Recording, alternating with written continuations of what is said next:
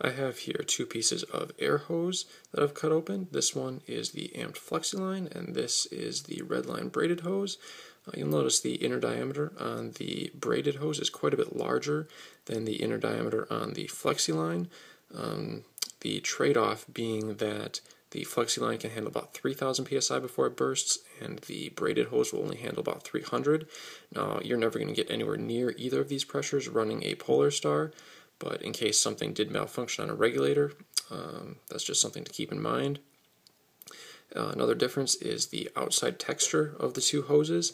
The Redline hose has a nylon braid on it, whereas the Flexi line has a slightly more rubbery finish. You'll also see that the outer diameter of the Flexi line is a little bit smaller than the braided hose, but the braided hose is slightly more flexible just because it doesn't have this harder rubber core. Now, don't get me wrong, both of these are still very flexible. They can still coil very, very tight, as you can see, and be just fine. But just something to keep in mind when you're routing it through your gear. If you have a very small opening that for some reason this needs to get through, that might be a determining factor. Whereas if you need to make a tighter turn, the Redline hose may be a better option.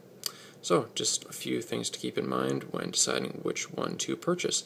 I would still always recommend the fire-based regulator just because of the tournament lock and the fact that it was built for airsoft, not adapted for it. Whichever line you choose to put on it is still up to you.